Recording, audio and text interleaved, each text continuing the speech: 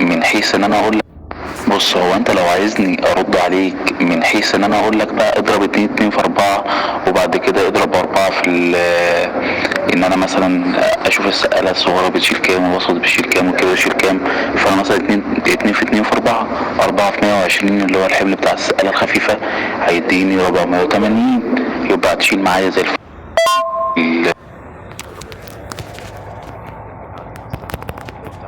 المعادلة مع هرجع اقول لك، انا لو طبقت نفس المعادلة مع جميع السقالات هتشتغل معايا زي الفل برضه.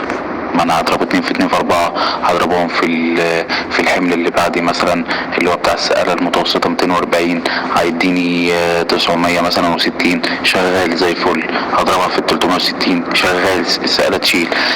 بس هو الموضوع زي ما حافظ قالك، هل انت بتركز الحمل فين او ازاي؟